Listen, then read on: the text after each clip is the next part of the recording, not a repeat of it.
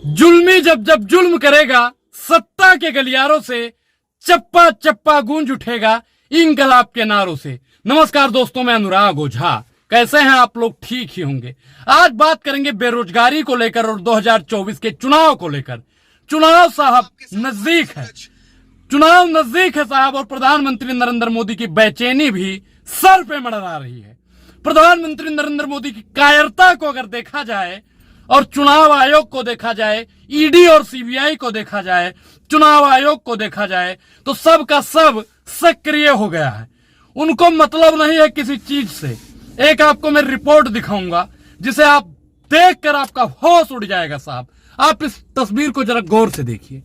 इसमें साफ और स्पष्ट लिखा हुआ है कि आरटीआई से फिर उठा ईवीएम पर सवाल, कहां गायब हो गई 19 लाख मशीनें। ईवीएम की 19 लाख मशीनें साहब गायब हो गई है। इसका जवाब चुनाव आयोग कब देगा? चुनाव आयोग हैदराबाद स्थित और बेंगलुरु स्थित BEL से इलेक्ट्रॉनिक वोटिंग मशीन खरीदता है। बेंगलुरु ईवीएम खरीद को लेकर दोनों कंपनियों और ईसी के आंकड़ों में बड़ा अंतर सामने आया है साहब। इलेक्ट्रॉनिक वोटिंग मशीन ईवीएम की खरीदी में बड़ी धांधली उजागर हुई है। सूचना के अधिकार मतलब आरटीआई के तहत मांगी गई जानकारी में ईवीएम सप्लाई करने वाली दो कंपनियां और चुनाव आयोग के आंकड़ों में बड़ी असमानता सामने आई।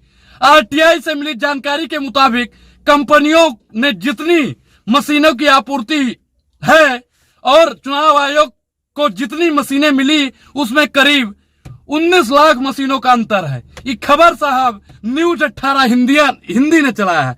आप इसको जरा ध्यान से देखिए साहब। 19 लाख ईवीएम मतलब देश की जनता के स्वाभिमान के साथ में, देश की जनता के वोट के साथ में कितनी बड़ी धांधली की गई है। आप बताइए कि ईवीएम मशीन के साथ में साहब 19 लाख की धांधली, मतलब आपके वोट की वैल्यू क्या है साहब? आप वोट डालने जाते हैं, वोट कहां जाता है साहब? ईवीएम पर सवाल नहीं उठेगा साहब तो किस पे उठेगा?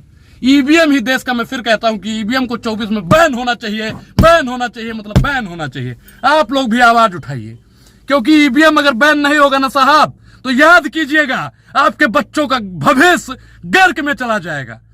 आप कम खाइएगा लेकिन अपने बच्चों को पढ़ाइएगा जरूर। घर की पुताई नहीं होगी तब भी चलेगा, खेत की जुताई नहीं होगी तब भी चलेगा, लेकिन आपका बच्चा पढ़ा लिखा नहीं होगा तो आपका बच्चा मानसिक रूप से विकलांग हो जाएगा साहब। ईवीएम में धांधली इसीलिए की जा रही है ताकि किसान अपने हक अधिकार की बात न कर सके, जवान अपने वर्दी की बात न कर सके, महिला अपनी इज्जत आबरू की बात न कर सके और युवा कलम किताब की बात न कर सके। युवाओं को आजकल धर्म के मामलों में उकसाया जा रहा है। बताया जाता है धर्म खतरे में है, मुसलमानों को बताया जाता है इस्लाम खतरे में है। न धर्म खतरे में, न हिंदू खतरे में है, न मुसलमान खतरे में है साहब। सिर्फ और सिर्फ भारतीय जनता पार्टी की दुकान खतरे में है। जिस दिन आप लोग समझ जाएंगे ना कि खतरे में सिर्फ और सिर्फ संविधान और आपका हक अधिकार है, उस दिन भारतीय जनता पार्टी देश से बर्खास्त हो जाएगी। उस दिन भारतीय जनता पार्टी दफन हो जाएगी। भारतीय जनता पार्टी ने जो चोला ओढ़ा रखा है ना धर्म का, धर्म अगर खतरे में है तो जैसा धर्म बचाने क्यों नहीं जाता है?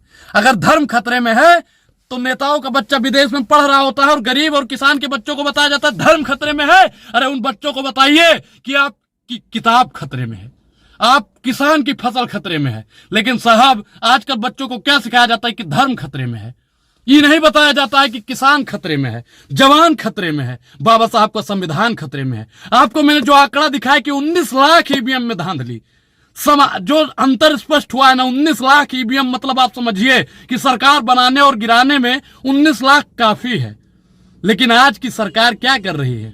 बताया जा रहा है धर्म खतरे में। कब तक धर्म की राजनीति भारतीय जनता पार्टी करती रहेगी? चुनाव आयोग को मेरा खुला चैलेंज है कि आप पता कीजिए कि 19 लाख मशीनें कहां गई। आरटीआई लगाइए देश के लोगों कि ये 19 लाख मशीन कहां गई। जिस दिन आपने अपने हक अधिकार के लिए बोलना शुरू कर दिया, मैं स्पष्ट कर देना चाहता हूं आप लोगों को कि भारतीय जनता पार्टी की दुकान ठप हो जाएगी। जितना भी लोग भारतीय जनता पार्टी का लोग आपके बच्चों को बताता है ना कि हिंदू धर्म बचाने चलिए, हिंदू खतरे में है, उन लोगों की दुकान बंद हो जाएगी। अब तय आपको करना है कि आपको रोजगार चाहिए या आपको मोटरसाइकिल में पेट्रोल भरा के नारा लगाना है। जो राम थे ना साहब, मैं आज आपको गांधी और गोडसे के बारे में एक लाइन में समझाना चाहूंगा कि गांधी कहते थे हे राम और गोडसे कहते थे जय श्री राम। अब आप सोच लीजिए कि आज के समय में गांधी कौन है और गोडसे कौन है। समझदार के लिए इशारा ही काफी है और बच्चों के लिए गुब्बारा ही काफी है। आज मैं ज्यादा आपको विस्तारित रूप से नहीं बताऊंगा गांधी और गोडसे के बारे में।